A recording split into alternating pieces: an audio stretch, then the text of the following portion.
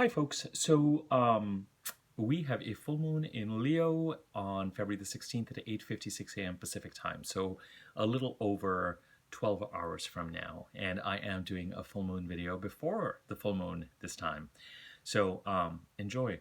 So this is a full moon that is full of what I will call square activity.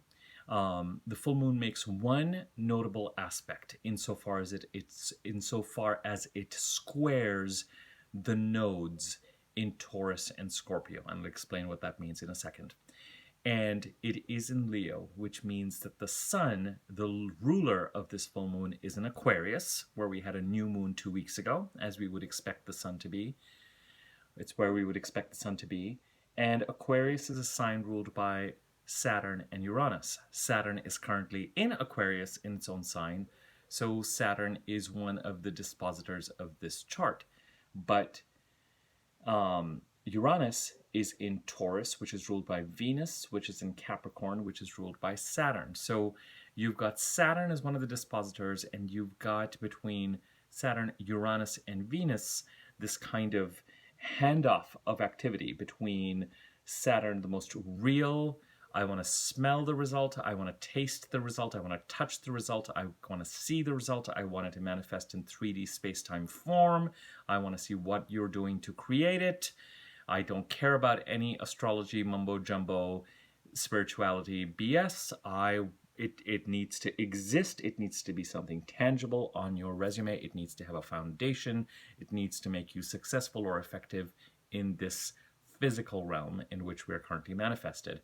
Uranus, which is about authenticity and awakening and liberation and epiphany and rebellion and progress and advancement, but really with Uranus it comes down to me to authenticity. So all of 2021, the primary or the main transit was Saturn in Aquarius squaring Uranus in Taurus. And as we had said last year, when we look at squares, I have found that the tension is created by the fact that the faster moving planet needs to be allowed to do what it needs to do in order to allow the slower moving planet to do what it allows to do. And there's a kind of a standoff. It's almost like the slower moving planet is obstructed by, it becomes dependent on the faster moving planet. That kind of, it's like the development that the slower moving planet is trying to create all of a sudden becomes extremely dependent on what the the development that the slower moving planet is trying to create becomes extremely dependent on the action that the faster moving planet is requiring. And so there's a standoff. It's like two cars being at a stop sign at the same time. Who's going to move first? Someone's got to move for things to move forward. And we know that it's going to be the faster moving planet that's going to move first, but it's got to be able to do its job. So for Uranus to manifest its authenticity in the sign of Taurus, wherever the sign of Taurus sits in your chart, what house it occupies, what that house stands for, that's where Uranus is trying to make you more authentic. You may come across as more rebellious, more I'm going to do this my way, but in order to do that, Saturn's got to be able to create a strong foundation and teach you the lessons that you need to learn in order to maximize your potential and your effectiveness in this kind of time-space reality in the sign of Aquarius and where Aquarius sits in your chart and what it is that that part of the chart stands for. Okay, so from a social political perspective, the sign of Aquarius is about truth and progress of a measurable, tangible kind. And with Saturn there, things are being tested.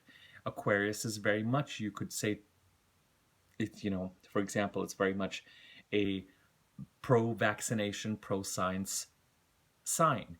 At the same time, if there's any BS around, if there is not complete truth and transparency around something that is purported to be scientifically accurate, then Saturn will also Saturn will also test that. Saturn's about, Aquarius is a very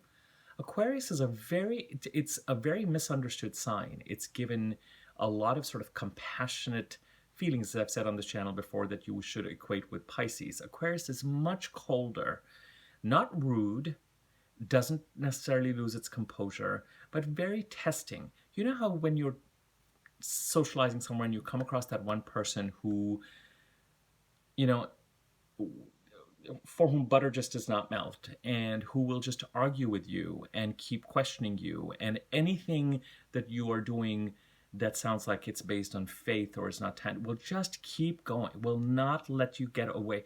And it's like you lose composure, they will, and it's just like, oh, but it's not personal. It's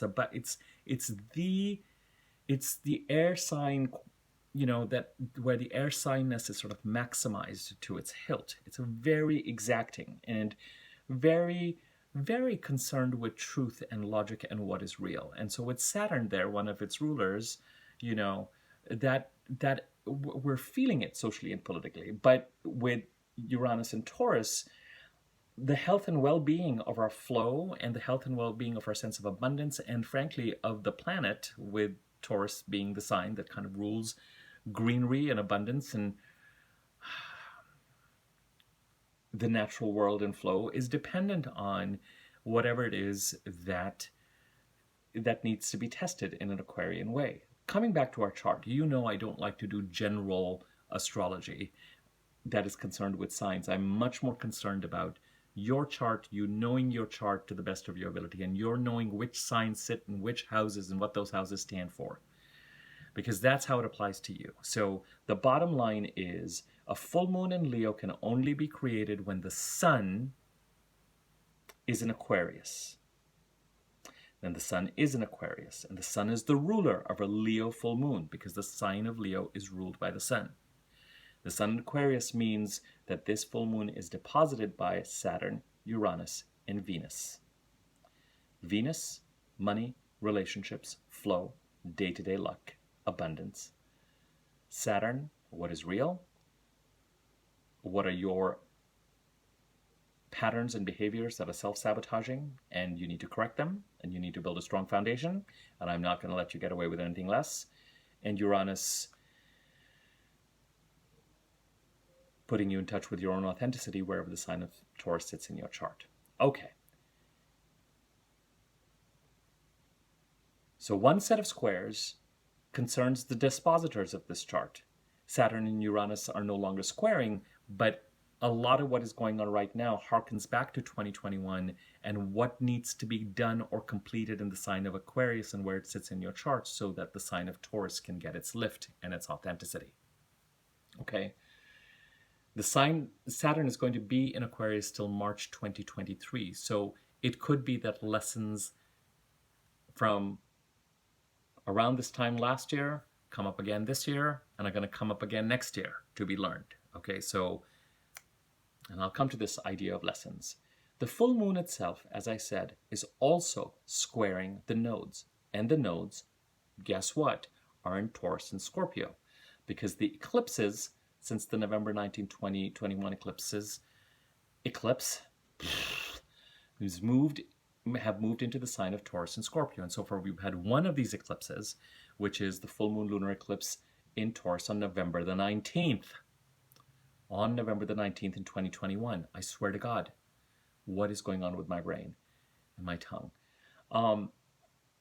So we've got the full moon itself squaring the sign of Taurus, the nodes in Taurus. The full moon is in the very last degrees of Leo, and the nodes have just entered Taurus. We had the first of another 2 years worth of eclipses on November the 19th, 2021, so relatively recently.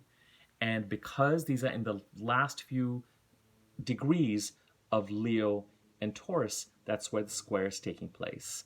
And the dispositors of this chart, Saturn and Uranus, two of them, are also in squaring signs. They may not be squaring it exactly, but because the new moon from 2 weeks ago was conjunct Saturn, this entire time period is bringing those lessons up again for another sort of round on the merry-go-round to see what we've learned and what we continue to learn and where we fall down and where we fail and where we pick ourselves up. the action that the nodes are trying to create, and in this case, leaning into and developing and pouring our energy into the sign of Taurus, where it sits in your chart, which house it occupies and what that house stands for, and releasing something in the sign of Scorpio and where that sits in your chart and what house that occupies and what that house stands for.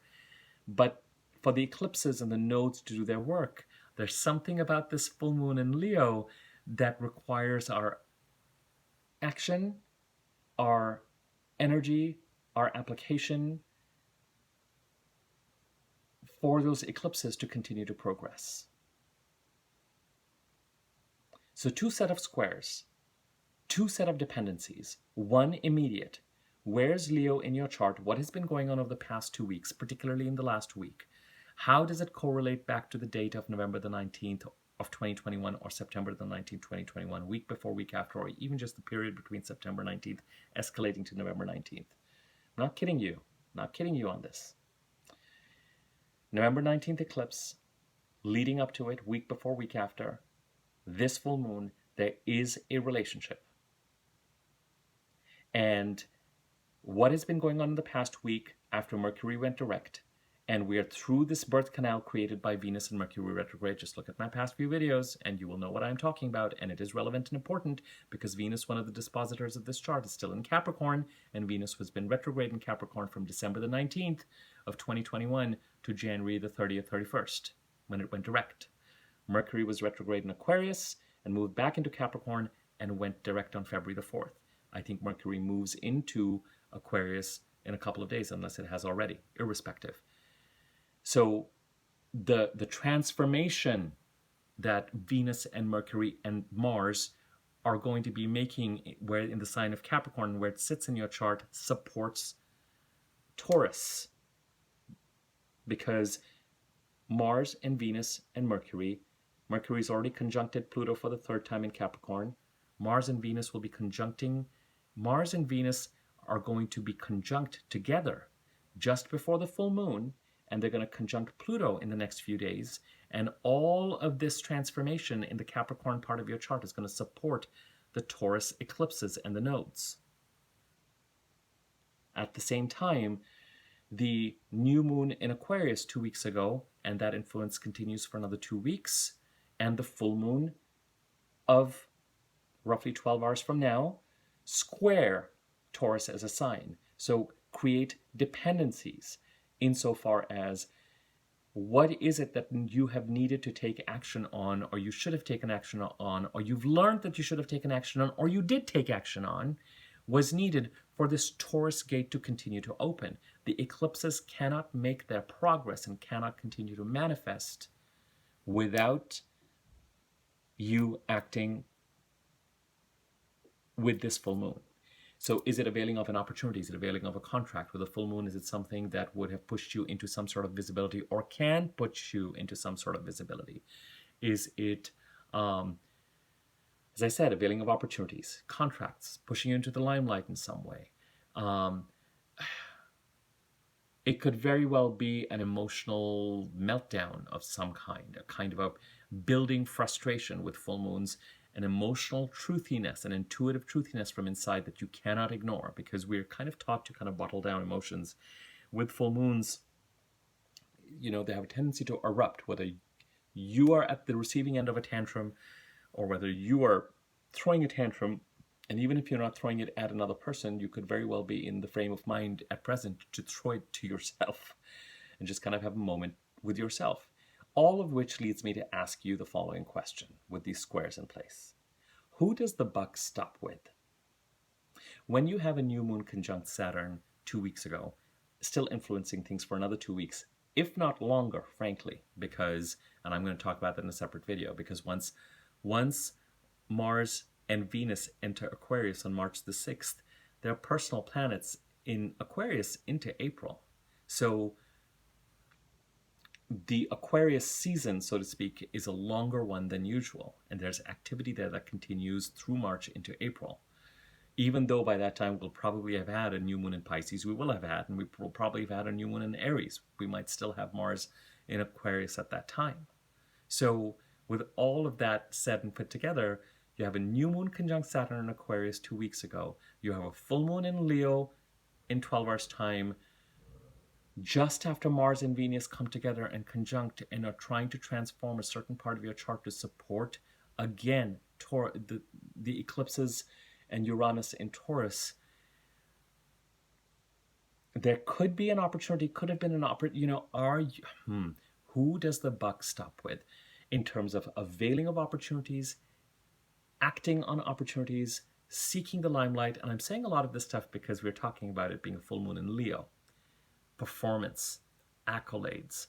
It's not necessarily Capricorn type success, but it has a show personship to it. Has an element of performance and theater and showiness, it has a kind of leonine tail thump. This is me and this is my spotlight, and wherever and however that happens for you. It could happen when you're teaching, it could happen when you're doing macrame, it could happen when you're playing water polo. I don't know. Wherever that is. And it could be, when I ask the question, there are lessons associated with this, because when we are squaring the nodes, there are always lessons associated with it. And the lessons can be a little painful because you may have to come face to face with south node tendencies that are getting in your way from moving towards your north node tendencies than those that you're meant to develop. There may be some very painful but meaningful lessons that are coming up at around the time of this full moon, to which my only prayer is that I hope that the opportunity is not completely gone, that in the next few days that it somehow comes back around again, or in the next few months or over the next year or so that you can continue to evolve. But there's something of a test with this full moon. Have you learned what you needed to learn? Or are you still stuck in your south node tendencies, these tendencies that you were born with, these tendencies where you're already strong, where the fruit is already ripe on the tree, where there's no growth, but it is so easy to fall back on that it keeps sucking you back like a whirlpool and does not allow you to embrace the skills that you incarnated in this lifetime to learn and to develop, and so to experience success and growth and fulfillment and future development. So the question that this full moon asks and the opportunity it presents is, how much have you learned? Who does the buck stop with? Whether it is availing of opportunities or creating boundaries and setting up boundaries. Remember, I'm going to put a link to the new moon in Aquarius. New moon in Aquarius. I keep hitting this table with my leg and it makes the camera shatter. I'll put a link to the new moon in Aquarius video at the end of this one, so you can look at the new moon conjunct Saturn video. Opportunities, boundaries, who does the buck stop with? I'm sorry if since last week now things are going to move forward at a fast pace till the end of October. All planets are direct. End of October. Seriously, is Mercury retrograde? End of April. Till the end of April. Rapid forward movement. The pace may have increased significantly since last week.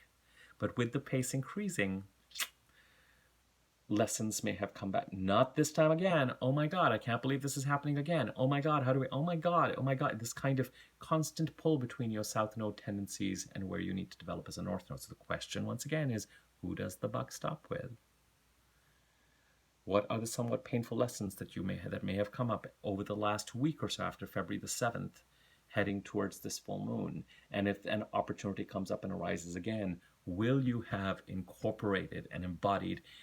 With this full moon, I would just say, take a step back and just think about what you've learned over the past week and a half about yourself and how to avail of opportunities and how to move forward in ways that you intuitively know to be true, but somewhere your conditioning has blocked you. Because it could be that they do come around again. And remember, these lessons are going to be continued to be put in front of us till March 2023, and we have to master them. And even with this full moon, guys, new moon conjunct Saturn 2 weeks ago, still influencing for another 2 weeks, if not another 2 months. Full moon in Leo, squaring the nodes. What are the lessons that have been learned? If opportunities for future growth and development come up, my prayer, my wishes for you are that you know enough by now to act on them. And you know your own nodal placements to know what behaviors you are not to get sucked back into and what behaviors you are to embrace, so that you can avail of the growth and the opportunity. and where the eclipses are trying to take you, what is trying to become more authentic and requires attention in the sign of Taurus and where that sits in your chart. So what are the lessons that have been learned? And ultimately, who does the buck stop with when it comes to opportunities or relationships? Okay? And it could apply to opportunities or boundaries. So reflect on that. Feel free to share the video. Could be that there's a sort of a heightened feeling around this, an emotional feeling by now around this, a frustration, a full mooniness because of whatever's been going on over the past 2 weeks, but especially the last week and a half. But, you know, the nodes are operating for a reason. All is not lost. But with the nodes, painful but important and necessary lessons have to be learned. Have to be learned. Feel free to share the video if you found it useful. Subscribe to my channel, click the bell icon to be notified whenever I do new videos. Like the video if you liked it. Leave a comment if you feel so inclined. It gives it more circulation on YouTube. And I will leave it at that and be back in touch. Thank you for subscribing to my channel for those of you who are and have been sticking with my idiosyncratic schedule of when I release videos. All right? Thank you. Bye.